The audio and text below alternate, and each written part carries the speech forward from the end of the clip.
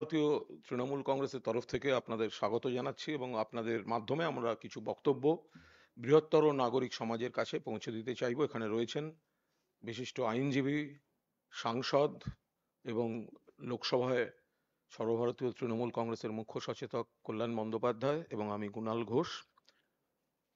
প্রাক্তন বিচারপতি অভিজিৎ গঙ্গোপাধ্যায় তিনি আজ একটি সাংবাদিক বৈঠক করে কিছু বক্তব্য রেখেছেন।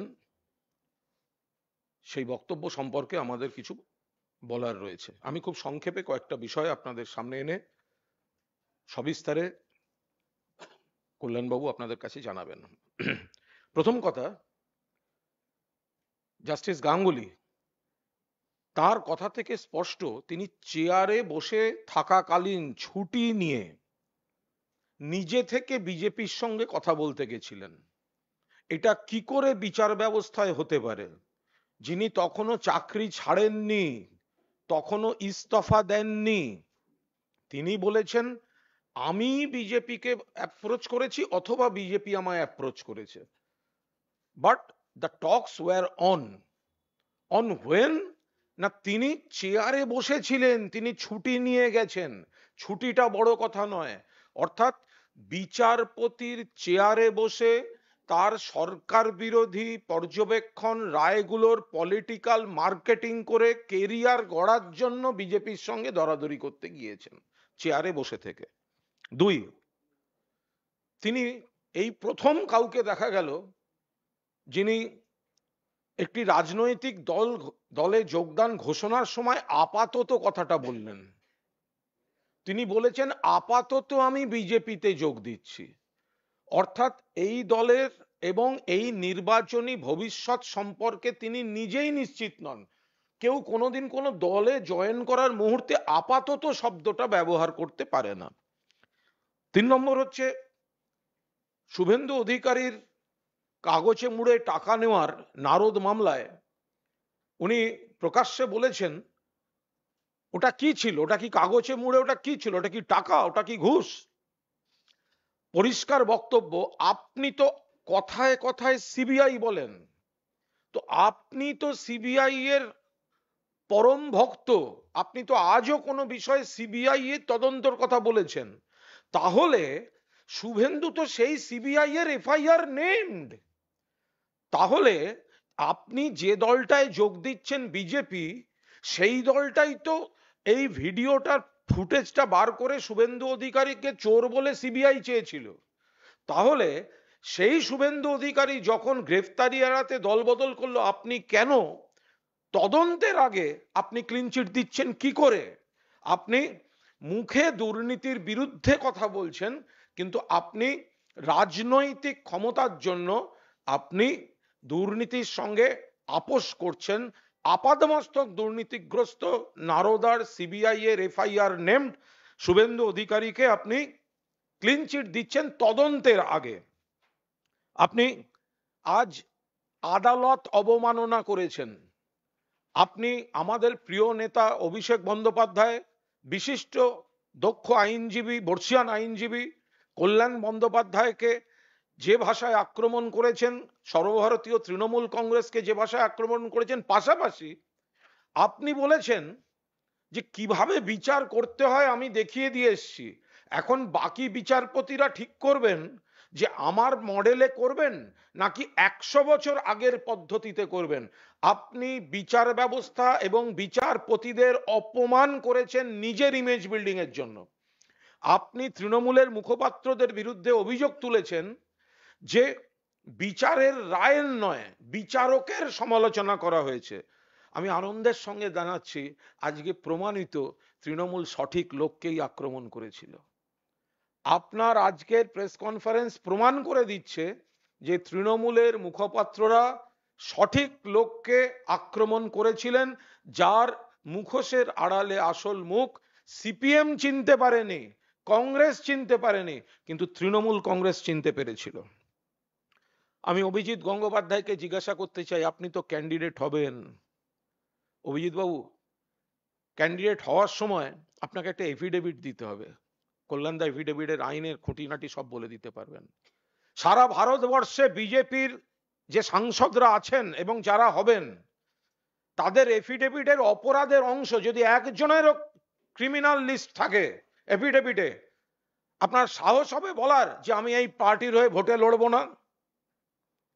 এফিডেভিট থেকে প্রমাণিত হয়ে যাবে ভারতীয় জনতা পার্টির কজন প্রার্থীর বিরুদ্ধে ফৌজদারি মামলা আছে, অপরাধের অভিযোগ আছে, যেগুলো বিচারাধীন। তাহলে অভিজিৎ বাবু আপনি শপথ করে বলতে পারবেন, এই চ্যালেঞ্জটা নেবেন, যে আপনি এত সততার সার্টিফিকেট যে বিজেপিকে দিয়েছেন, আপনার সঙ্গে যারা ভোটে লড়বেন সারা ভারতবর্ষে, এমনকি সারা পশ্চিমবঙ্গে, তাদের এফিডেভিটে যদি ক্রিমিনাল কেস থাকে, তাহলে আপনাকে বলতে হবে আমি লড়বো না, এই বিজেপি দলেও অভিযুক্ত আছে, নানা ধরনের অভিযোগ আছে। এবং আমি শেষ করব এইটা বলে, যে ভাষায় অভিষেককে আক্রমণ করেছেন, কল্যাণদা জবাব দেবেন। ভেতরে যদি এত বিষ থাকে কারুর কোনো দলের অবস্থান সম্পর্কে, কোনো রাজনৈতিক প্রতিষ্ঠিত তরুণ তুর্কি নেতা সম্পর্কে, তাহলে তিনি যতদিন বিচার করেছেন, তাহলে তার ভেতরের সেই বিষ এবং পক্ষপাতটা তো সেই বিচারে প্রতিফলিত হয়েছে। তাহলে সেই বিচারের কি ভ্যালু ছিল?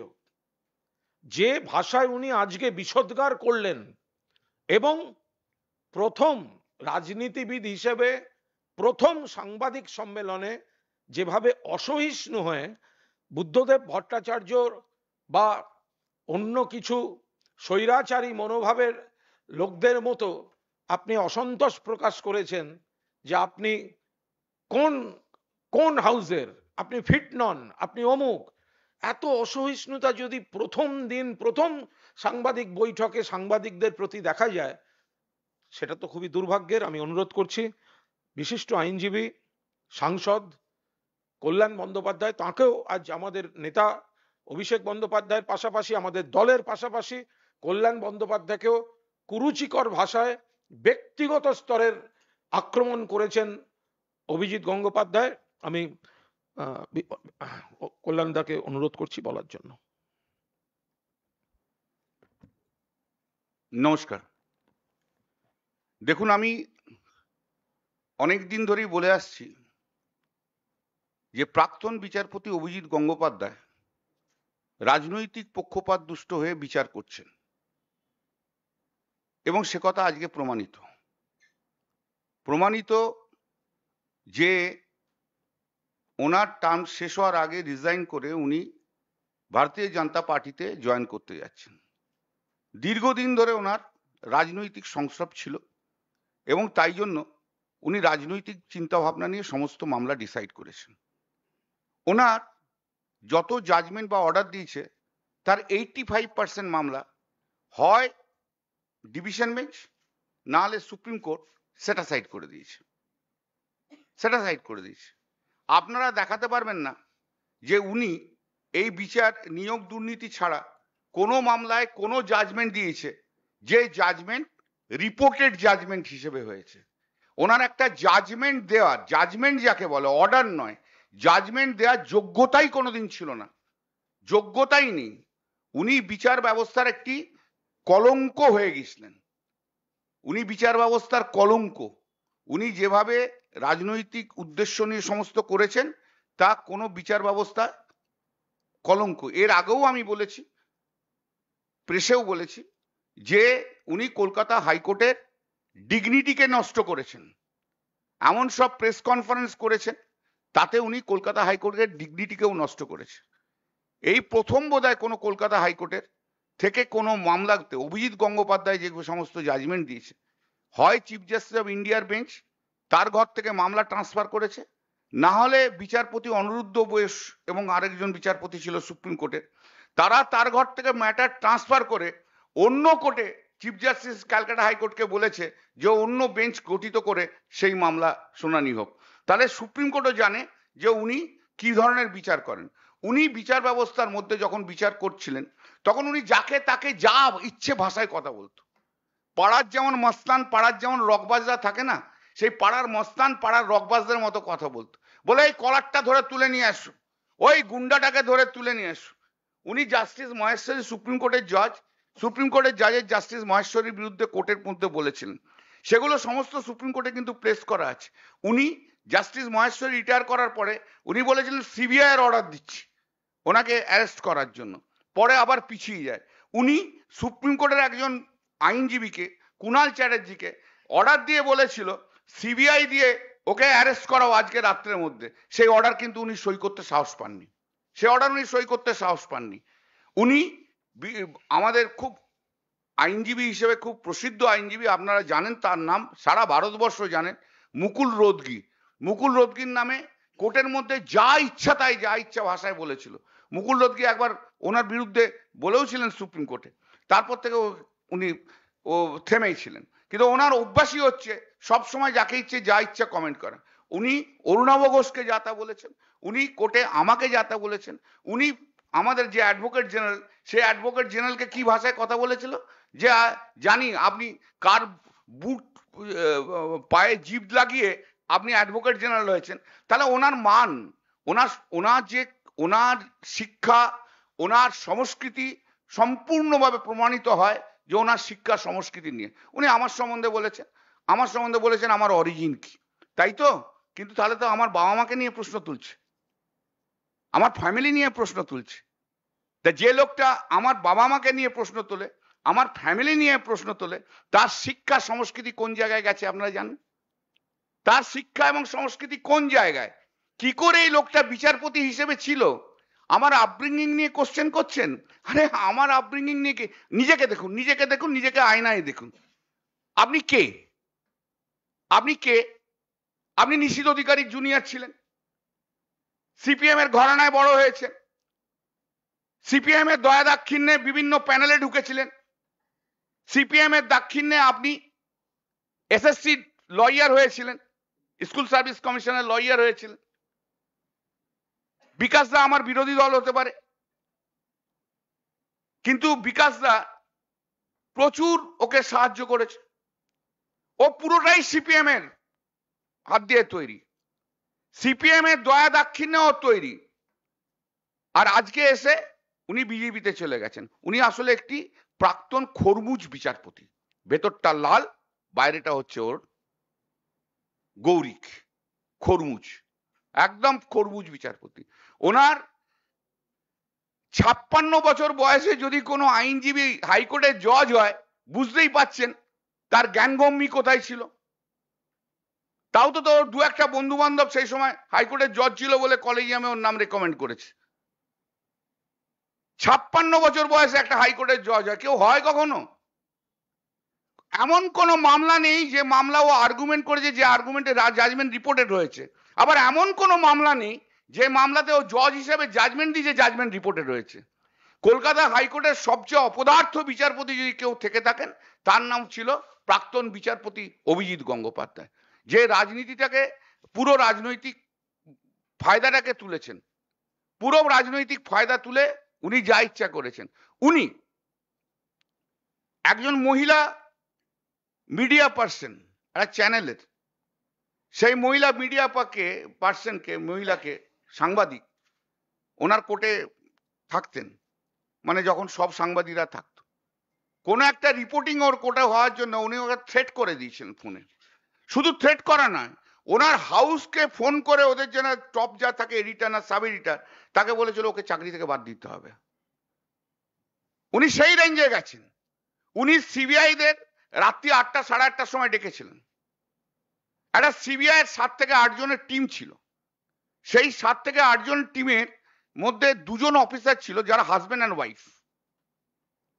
সেই হাজবেন্ড অ্যান্ড ওয়াইফকে বলেছিল মমতা ব্যানার্জিকে অ্যারেস্ট করতে হবে, মানে ওই টিমটাকে বলেছিল। তারপর বলেছিল অভিষেক ব্যানার্জিকে অ্যারেস্ট করতে হবে, এবং তারা বলেছিল যে না, আমরা আইন মতো চলবো, আপনি এইভাবে আমাদের নির্দেশ দিতে পারেন না। তারপরে উনি টেলিফোন করে, কাকে টেলিফোন করে, সেই 2 হাজবেন্ড অ্যান্ড ওয়াইফ যারা ছিল সিবিআই অফিসার, তাদেরকে ওই সিবিআই টিম থেকে তাকে বাদ দিয়ে দিয়েছিল। ওনার মর্জি মতো সবকিছু করতে হবে, ওনার মর্জি না হলে কিচ্ছু হবে না, উনি যেভাবে বলবেন সেভাবে করবেন। উনি আবার বলছি, উনি বিচার ব্যবস্থার সবচেয়ে বড় কলঙ্ক কলকাতা হাইকোর্টের ছিলেন। কলকাতা হাইকোর্টের ডিগনিটিকে উনি মাটির নিচে একদম নামিয়ে দিয়েছেন। উনি একটি এক নম্বরের অসভ্য লোক, অভদ্র লোক, কোনো কাউকে ভদ্র ভাষায় কোর্টে কথা বলতে দিতেন না। কয়েকজন মাত্র উকিল ছিল, ওনার ঘরে কোটারি ছিল, সেই কোটারি উকিলদের শুধু মামলা শুনতো, আর কারুর কোনো মামলা শুনতো না। সেই কোটারি উকিলরা কিন্তু কোটি কোটি টাকা করেছে। সিপিএম এর হাতে, সিপিএম এর উকিলদের হাত ধরে, সিপিএম এর হাত ধরে উনি মোটামুটি একটা ফ্রন্টে আসার চেষ্টা করেছিলেন। সেই সিপিএম কে এখন সরিয়ে দিয়ে উনি এখন চলে গেছেন গেরুয়াতে। অতএব ওনার রুচিজ্ঞান সম্বন্ধে সন্দেহ আছে, যিনি এরকম একটা কথা বলতে পারেন। আমি 2004-এর ডেজিনেটেড সিনিয়র অ্যাডভোকেট কলকাতা হাইকোর্টের, 2004-এ। আমি 1981-তে আমি অ্যাডভোকেট হিসেবে জয়েন করেছিলাম। আর ও 2017-তে যখন জজ হয়, তার আগে পর্যন্ত সিনিয়র অ্যাডভোকেট পর্যন্ত হয়নি। কলকাতা হাইকোর্ট মনে করেনি ওকে যে ও সিনিয়র অ্যাডভোকেট হওয়ার যোগ্য, ওকে সিনিয়র অ্যাডভোকেট ডেজিনেশন পর্যন্ত দেয়নি। তো ও আমার সঙ্গে কি হচ্ছে, আমি ওকে ওপেন চ্যালেঞ্জ জানাচ্ছি, ওপেন চ্যালেঞ্জ, আসুন কোন প্ল্যাটফর্মে চলে আসুন, আইন নিয়ে ডিসকাশন হোক। আপনি একটা সবাইকার সামনে 5 পাতার জাজমেন্ট ডিকটেশন দিয়ে দিন, আর কি সাবজেক্টে জাজমেন্ট হবে সেটা চিফ জাস্টিস ঠিক করে দিক, যে আমি এই সাবজেক্টের উপর একটা জাজমেন্ট দিয়ে দিক, ও বোঝা যাবে ও জজ হিসেবে কত বড় মেটেরিয়াল ছিল। অপদার্থ জজ ছিল, অপদার্থ কিছু হালকা ম্যাটার করেছে, সিবিআই ফিবিআই করে ও ভেবেছিল একটা বিশাল বড় কিছু করেছি। প্রাইমারি টিচার যারা ছিল, তারা প্রাইমারি টিচাররা গত বছর 18 মে না 19 মে, যখন বিচারপতি তালুকদার এবং আরেকজন বিচারপতি দুজন ডিভিশন বেঞ্চে যে প্রাইমারি টিচারদের টার্মিনেশনকে যখন স্টে করে দেওয়া হলো, তখন প্রাইমারি টিচাররা কলকাতা হাইকোর্টে সন্ধ্যে 6:30 পৌনে 7টার সময় সেই প্রাইমারি টিচাররা স্লোগান তুলেছিল, ছিলে তুমি ভগবান হয়ে গেছো শয়তান। আমি সেদিনকে ওদের বলেছিলাম এটা কথা বলো না, কিন্তু আজকে দেখছি সত্যি সত্যি ও শয়তান। He was a devil in the judiciary. He was a black sheep in the judiciary. ওর পরিচয় কেউ কিচ্ছু জানে না, কিন্তু ওকে কেউ কিছু ওই জানে না কোথা থেকে কে কি এসছে, ওই কেউ কিছু জানে না। ওই নিচে করিডোরে যখন প্র্যাকটিস করতো, মাথাটা নিচু করে করে ঘুরে বেড়াতো, হাঁটতে হাঁটতো, কোর্টে বোর্ডে কিছু ছিল না। ওই রাজ্য সরকারের 2-4টে মামলা, মোটর ভেহিকলসের মামলা, এছাড়া মামলা নেই। পিটিশনারদের হয়ে কোনো মামলাই করেনি অজু, কোনো মামলাতে জাজমেন্ট রিপোর্টেড নেই। কিন্তু ওই যে বললাম, সিপিএম এর একদম পায়ে ধরা লোক ছিল, তাই জন্য কিন্তু সব জায়গায় প্যানেলে গেছে, এসএসসিতে গেছে, এবং বড় ইম্পর্টেন্টলি ও তো এত বড় বড় কথা বলছে। ও যখন এসএসসি লয়ার ছিল, 50 থেকে 60খানা ম্যাটারে, কতগুলো পিটিশনার ছিল তার এক একটাতে আমি জানি না, কনসেন্ট দিয়ে কোর্টে ওদের চাকরি পাইয়ে দিয়েছিল, কোর্টে চাকরি পাইয়ে দিয়েছিল। যখন ধনকড় যখন এখানে গভর্নর ছিল, প্রাক্তন গভর্নর ধনকড় ছিল, তখন ও টেলিফোনে ধনকড়ের সঙ্গে কথাবার্তা বলতো।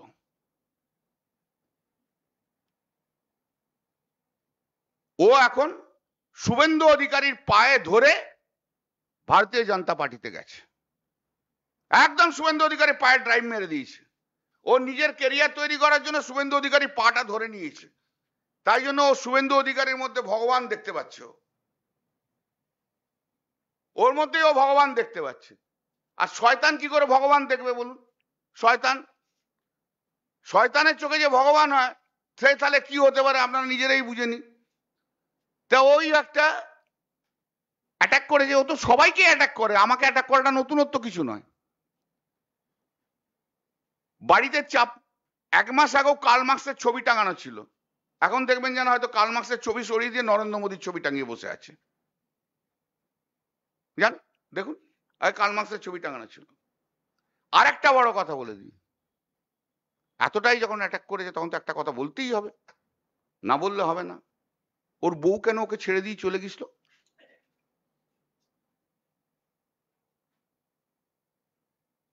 ও একা একা কেন ঘরে থাকতো? কোনো আত্মীয় স্বজন নেই কেন? কেউ নেই কেন চারিদিকে? যখন সব ইন্টারভিউ দিত, তখন চাটাও নিয়ে আসতো, বাড়িতে একটা কাজের লোকও থাকতো না বোধহয়, ভয়ে থাকতো না। হ্যাঁ, কেন ছিল? সমাজে মেশার মতো স্ট্যান্ডার্ডের উনি মানুষ ছিলেন না, এখনো সমাজের স্ট্যান্ডার্ডে মেশার মতো মানুষ নন উনি। Thank you. আমি একটা সংযোগ করে দিই একটা জরুরি প্রসঙ্গে কল্যাণদা ছুঁয়ে গেছেন, তার সঙ্গে বলে দিই, এই যে আন্দোলনটা চলছে এসএলএসটি নবম থেকে দ্বাদশ, যাদের মাননীয় মুখ্যমন্ত্রীর নেতৃত্বে রাজ্য সরকার এটা সমাধান করতে আন্তরিকভাবে চেয়েছিলেন। আজকে আপনি আন্দোলনকারীদের জিজ্ঞাসা করুন যে কারণে এটার ভয়ঙ্কর জট পাকিয়ে সুপ্রিম কোর্টে আটকে এতগুলো ছেলে চাকরি আটছে, সেটা কিন্তু বিচারপতি থাকাকালীন অভিজিৎ গঙ্গোপাধ্যায়ের রাজনৈতিক প্রতিহিংসামূলক একটি নির্দেশের জন্য। ফলে এই যে ছেলেমেয়েরা আন্দোলন করছে তারাও ক্রমশ বুঝতে পারছেন, একটা ধারণা দেয়া হচ্ছে যে উনি দুর্নীতি ধরছেন ইত্যাদি ইত্যাদি ইত্যাদি, কিন্তু উনি যে এই নিজের রাজনৈতিক ভবিষ্যৎ তৈরির জন্য তৃণমূলের কয়েকজন নেতাকে টার্গেট করে ওনার অর্ডার বা ওনার অবজারভেশন সেটা করতে গিয়ে যদি কোথাও কোনো অন্যায় কেউ করে থাকে উনি নিশ্চিতভাবে ব্যবস্থা নেবেন, কিন্তু সেটাকে অগ্রাধিকার দিতে গিয়ে উনি এমন পেঁচালো শব্দ ব্যবহার করেছেন সুপ্রিম কোর্টে সবার চাকরিটা আটকে গেছে। এবার তারা যে বলছেন আমাদের 1000 দিন হয়ে গেল, 1200 দিন হয়ে গেল, যখন একটা মতামত চেয়েছিল যে এদের বিতর্কিতদের রেখে চাকরি না রেখা চাকরি, কিন্তু বাড়তি এসএন পোস্ট নিয়োগ করে মমতা বন্দ্যোপাধ্যায় বাকিদের চাকরি দিতে চাইছিলেন।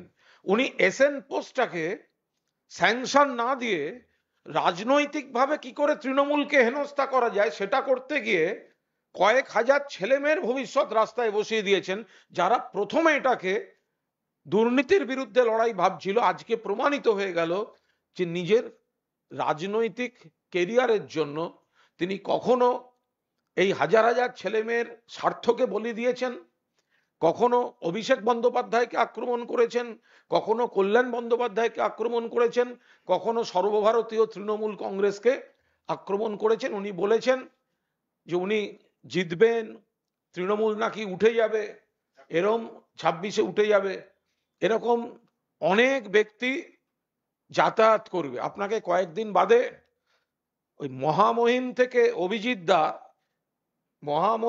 অভিজিৎ দা এইটা আগে আপনি অভ্যস্ত হন, তারপর তৃণমূল নিয়ে ভাববেন। এরম অবস্থা না হয় লোকসভা নির্বাচনের পরে আপাতত কথাটা প্রযোজ্য না হয়ে যায়। আপনি যে প্রথমেই বলেছেন আমি আপাতত বিজেপিতে যাচ্ছি, লোকসভা নির্বাচনের পর আপনার মুখ থেকে বেরিয়ে আসা আপাতত শব্দটা সত্য না হয়ে যায়। দাঁড়াতে বলুন না, ওকে যেখানে ইচ্ছে দাঁড়াতে বলুন, ওকে আমরা হারাবোই হারাবো, কারুর ক্ষমতা নেই ওকে জেতানোর। শুভেন্দু কেন নরেন্দ্র মোদী এসে ওকে জেতাতে পারবে না? ও হচ্ছে একবারে পাক্কা 2 নম্বরই লোক, ওর মতো 2 নম্বরই লোক নেই। ও হচ্ছে করাপ্ট লোক, সব প্রমাণ করে দেবো, সব প্রমাণ হয়ে যাবে। করাপশন মানে শুধু টাকা খাওয়া নয়, করাপশন মানে এটাও জুডিশিয়ারিতে বসে যখন পলিটিক্যালি মোটিভেটেড হয়ে জাজমেন্ট দেয়, that's also corruption. He is a dishonest, he dishonest, একদম ফ্রড। ওর judgement is a product of fraud. আজকে উনি বাজে থার্ড গ্রেডের লোক একটা, থার্ড গ্রেডের থার্ড স্ট্যান্ডার্ডের লোক একটা। কারুকার কাছে আপনাদের অনেকের মিডিয়ার কাছে ওরা ভগবান, আমাদের কোনো আপত্তি নেই, যা ইচ্ছে ভগবান করুন, ও আসুক না কোথায় দাঁড়াবে, হলদিয়া, ডায়মন্ড হারবার, শ্রীরামপুর, যেখানে না কেন ওকে হারাবোই হারাবো, ওকে হারতেই হবে। ও না হারলে তো বিচার ব্যবস্থাটাই উঠে যাবে। ওরা একটা বিচারক হিসেবে একটা ফ্রড বিচারক ছিল একটা।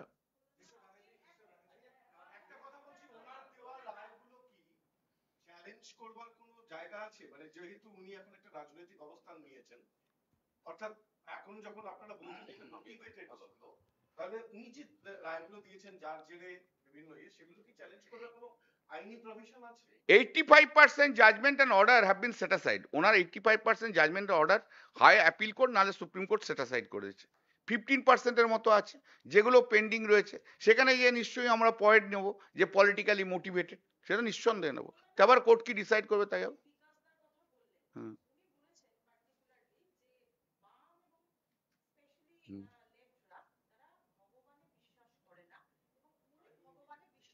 কে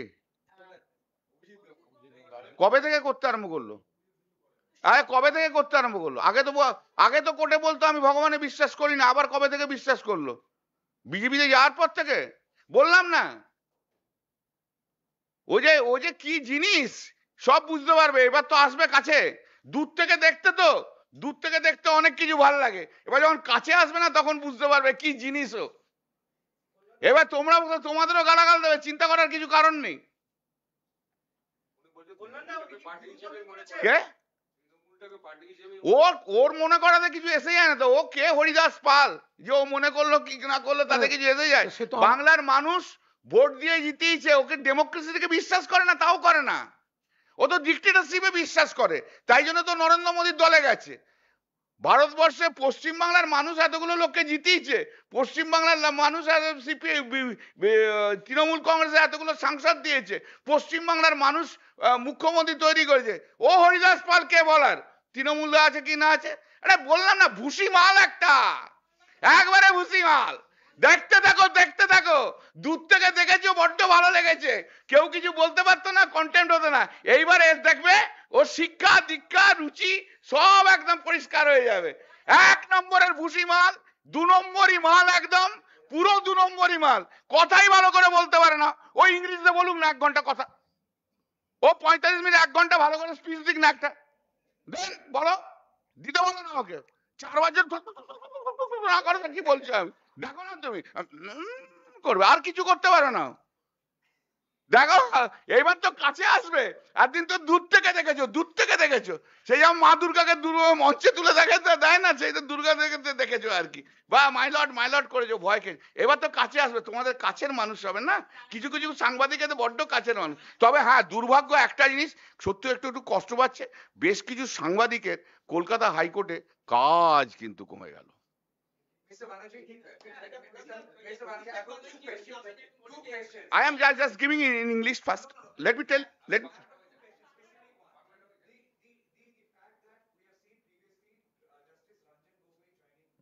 I'm coming. And also becoming the Rajya Sabha member of parliament, and now a judge joining BJP, at least he has expressed opinion that he will be joining BJP. Does it indicate that judiciary has been completely compromised with the interference of politics? I can say this much, that the peoples of this country and the lawyers, prudent lawyers, they are losing their confidence on judiciary. And of course, judges. Although all the judges are not responsible for diminishing the stature and of the status of the judiciary, but few persons like Justice Ranjan Gogoi, Justice Satta Shivam, that the present one, Justice Gangopadhyay, they have diminished the status and the Indian judiciary itself. It has been started from 2014, when Narendra Modi became the Prime Minister of the country. One after another offer had been given to the ex-CGIs when they were sitting judge. And it is that now people is thinking, all are thinking, their important judgments were subject matter, were consideration of political consideration, and very important matters had been taken. Justice Satta Shivam was made governor. Justice Ranjan Gogoi, after the retirement, has made member of parliament. And now Justice Abhijit Gangopadhyay, when during his tenure, he resigned it. Therefore, of course, now question is coming in our mind. Whenever I am arguing and going to the court and arguing a matter, I am in a double thought whether this judge really can give a justice to us, because he may go to the political party any day. Narendra Modi very calculatedly, very deliberately had made this entire all organization political. He is trying to do it. He has politicized CBI. He has politicized ED. He has been trying to politicize also the judiciary. And for that reason, few judges have been brought into the politics. Mr. Arun Jaitley, when he was the leader of the Lok Sabha, Rajya Sabha, opposition leader of the Rajya Sabha, he has said very categorically, I can remember that his words. Arun Jaitley says that if the judges accept any political appointment, the people will not have the confidence amongst the judges. It will destroy the dignity and belief, trust has been conferred upon the judiciary itself. There should be some time, cooling period. That cooling period should be there. Must at least few years should be a cooling period. But these are the judges. They have been politically, they have achieved so many things. That is the reason they are in a hurry to go into the politics. So today he said that I have approached BJP. BJP has also approached me. He has resigned just yesterday. So if a sitting judge has been approached by BJP, therefore he was a political corrupt judge in the judiciary. Political corrupt judge in the judiciary. Exactly, that is the reason he was a political. He has said 3 months, but I have said it before 8 months that he will be resigning. He will be resigning from the post just before Lok Sabha election. I have discussed these things amongst the lawyers of the Calcutta High Court on so many times. Everyone, and one, I just tell you, today I am telling you, I said it to one of my junior in the month of April 2023, and he made one Facebook posting in April 2023. In that time, in the Facebook he posted that one of the member of the Calcutta High Court legal fraternity was going to be a member of the Rajya Sabha. He has said that. Without naming him, today it has been proved, instead of Lok Sabha, Rajya Sabha, he is going to contest. It is not today's. It will find from April 2023, and this Facebook posting was done by Shri Suman Sengupta advocate. Just see. And that possibly, if I am right, that was a Friday.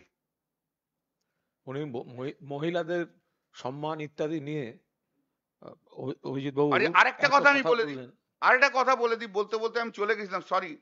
জানেন, একজন মুসলিম petitioner দাঁড়িয়ে আছে, কোর্টে ঢুকেছে, তাকে বলেছে এটা কি মসজিদ নাকি? দাড়ি ফাড়ি নিয়ে এখানে কোর্টের মধ্যে ঢুকে গেছেন, বেরোন কোর্ট থেকে। একজন হেডমাস্টারকে ডেকেছিল, সেই মামলাটা আমি পরে অ্যাপিল করে স্টে করেছিলাম। তার চাকরি ওখান থেকে তাকে ডিমোট করেছিল, করে বেরো কোর্ট থেকে, বেরো কোর্ট থেকে, বেরিয়ে যাও। এই সমস্ত অসভ্যতা করতো দিনের পর দিন। একটা লোক কিভাবে কলকাতা হাইকোর্টে অসভ্যতা করেছে, যারা লয়ার আছে তারা দেখেছে। একটা অসভ্য থার্ড গ্রেডের লোক, একটা কি করে লোকটা জজ হলো, কি করে লোকটা জজ হলো? আমার মনে হয় ওর একটা মেন্টাল ট্রিটমেন্ট হওয়ার দরকার আছে। ওকে একটা মানসিক হসপিটালে ওর একটা ট্রিটমেন্ট হওয়া উচিত। ও সত্যি সত্যি স্ট্যান্ডার্ডের আছে কিনা একটা বড় নিউট্রাল মেডিকেল সেন্টারে নিয়ে ওকে আগে চেক আপ হোক। ও যদি হিম্মত থাকে ওই চ্যালেঞ্জটাই ও গ্রহণ করুক, যে ও পাগল না ঠিক আছে নর্মাল ম্যান, ওটাকে দেখতে হবে। কিন্তু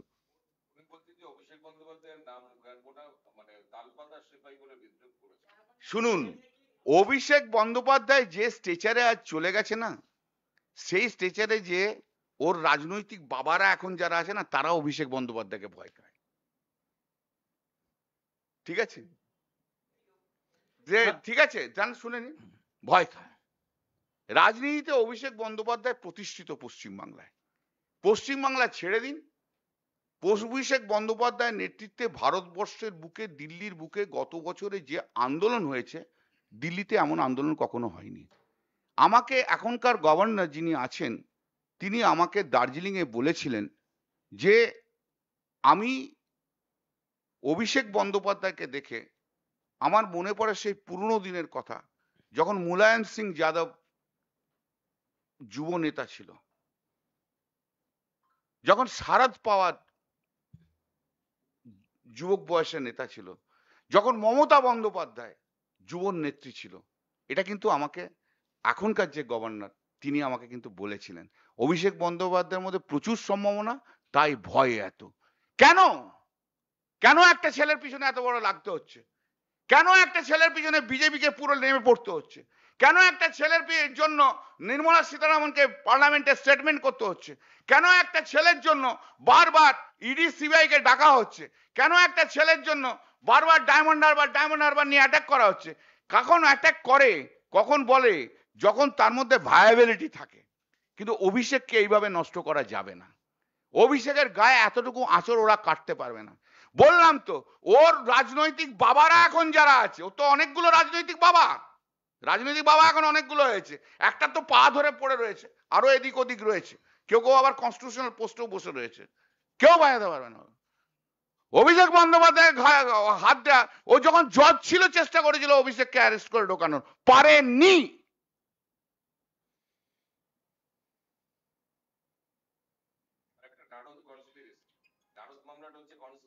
কিসের কনস্পিরেসি?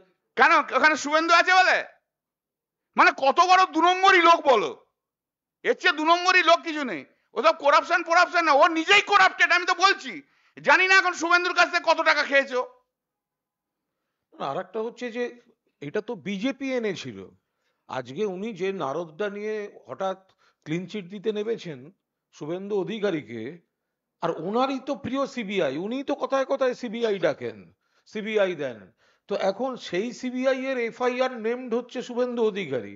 তো আজকে সেই তদন্তের আগে উনি হঠাৎ সার্টিফিকেট দিতে বসলেন কেন, ক্লিন চিট দিতে বসলেন কেন? আর একটা বিষয়, উনি তৃণমূলের বিরুদ্ধে বা তৃণমূলের নেতা নেত্রীদের বিরুদ্ধে যে যে অভিযোগগুলো এনেছেন তার প্রত্যেকটা কিন্তু তিনি এস্টাবলিশ করতে পারবেন না একটা রাজনৈতিক কুৎসা যেটা বিরোধীরা করে, আর সেগুলো বিজেপির মধ্যে রয়েছে। উনি আজকে মা বোনেদের সম্মান ইত্যাদি অনেককে অনেক কথা বললেন, ভালো।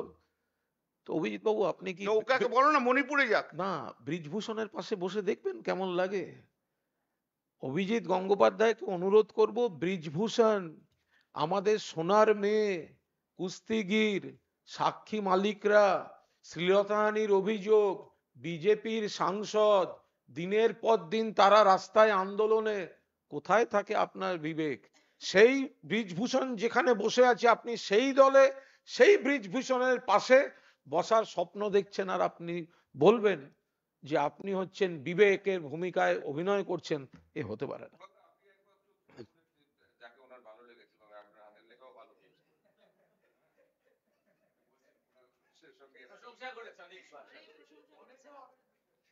না, এটা দুটো একদম আলাদা বিষয়। আমাদের একটি মিডিয়া হাউসেরই অনুষ্ঠানে ঘটনাচক্রে ওনার আমার সঙ্গে আলাপ হয়, এটা আমি ক্লিয়ার করে দিই। সেটা একটি মিডিয়া অনুষ্ঠানের ছিল, আলাপ হয়।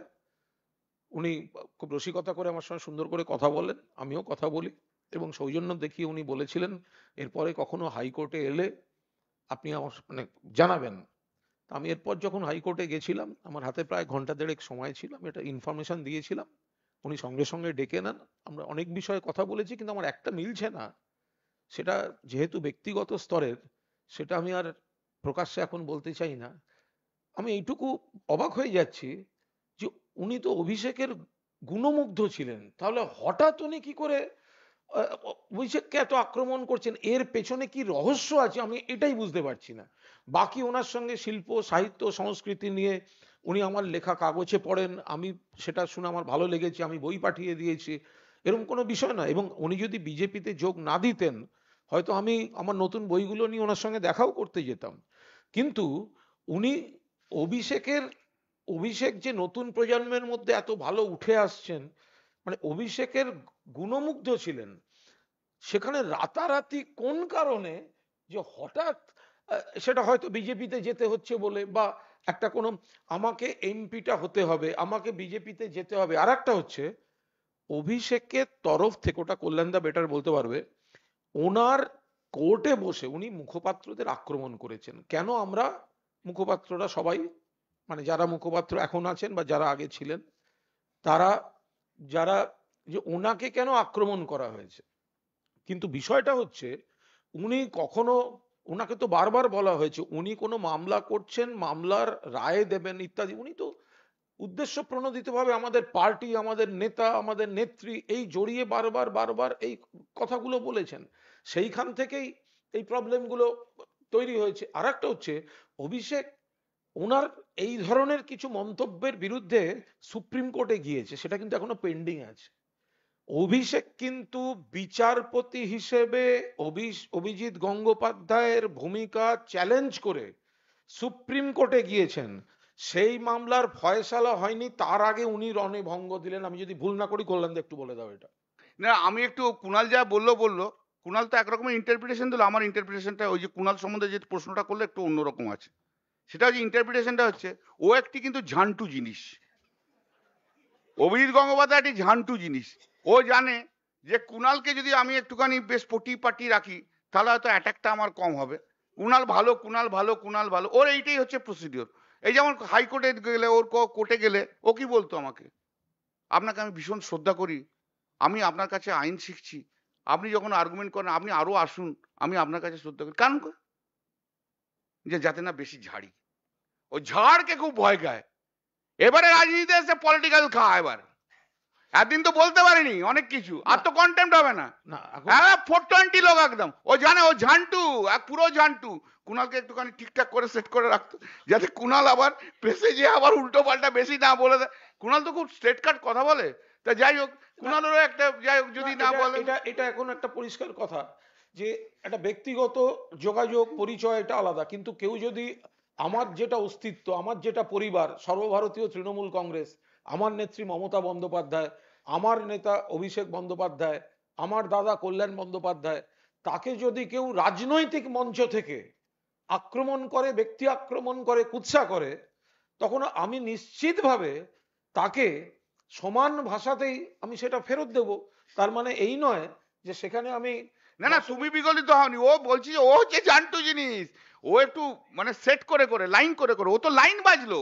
ও সিপিএম এর সঙ্গে লাইন করে, যে লাইন করে ব্রিফ পেয়েছে, ও সিপিএম এর সঙ্গে লাইন করে, যে লাইন করে প্যানেলে ঢুকেছে, এসএসসির প্যানেলে ঢুকেছে, আমরা বরং ও পুরোটাই লাইন। আমরা আরেকটা বলি, সবই বলা হলো, সিপিএম আর কংগ্রেস এবার বলুক এতদিন কাকে নিয়ে নাচছিল।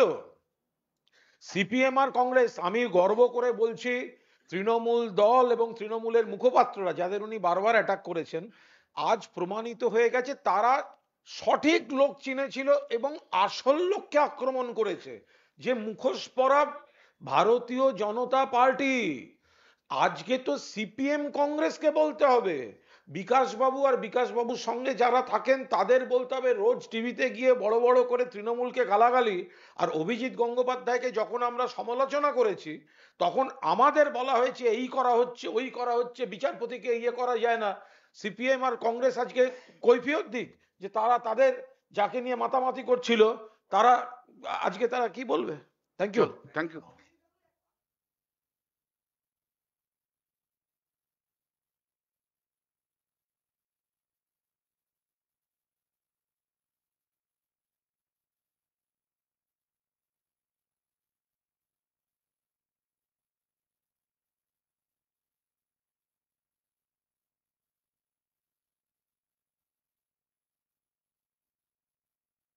হ্যালো।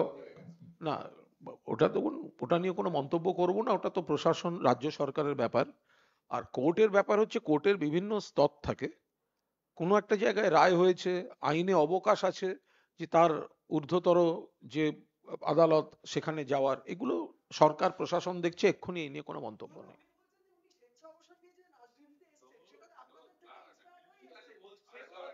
এগুলো হয়ে গেছে। হুম।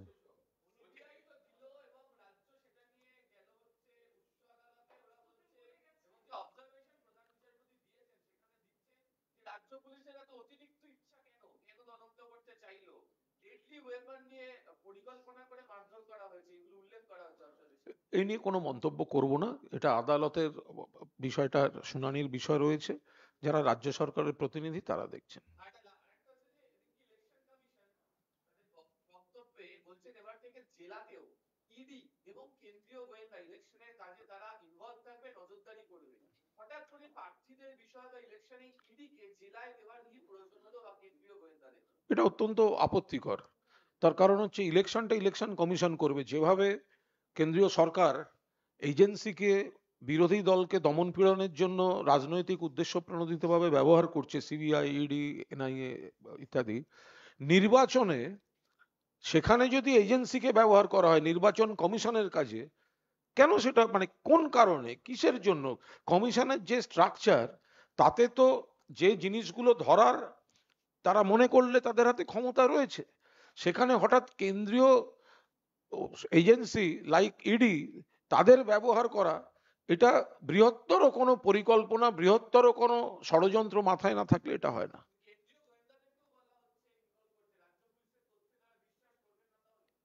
দেখুন, যেটাই হোক, কেন্দ্রের নির্বাচন কমিশন, কেন্দ্রীয় বাহিনী, সবকিছু ৮ দফায় ভোট, সবকিছু করেও বাংলার বুকে 2021 সালে ভারতীয় জনতা পার্টিকে হারতে হয়েছে। ওনারা হয়তো আরো বেশি করে ঝাঁপিয়ে পড়তে চান, কারণ জনগণের সমর্থনটা তৃণমূলের সঙ্গে। ওনারা এজেন্সির অপব্যবহারে নানাভাবে হ্যারাস করে, বিরোধীদের বিরুদ্ধে কুৎসা করে, মানে ওনাদের বিরোধীদের বিরুদ্ধে অর্থাৎ তৃণমূল কংগ্রেসের বিরুদ্ধে কুৎসা করে তৃণমূলের প্রার্থীদের হ্যারাস করার কোনো পরিকল্পনা আছে কিনা সেগুলো তো সতর্ক থাকার দরকার। শেখ শাহজাহান যেহেতু প্রভাবশালী নির্বাচিত জনপ্রতিনিধি, সাধারণ মানুষ নয়, ওদের তাকে সিবিআই তুলে দিতে হবে, হাইকোর্ট বলছে।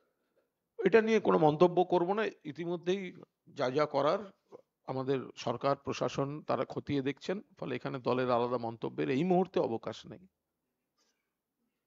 ওকে, থ্যাংক ইউ।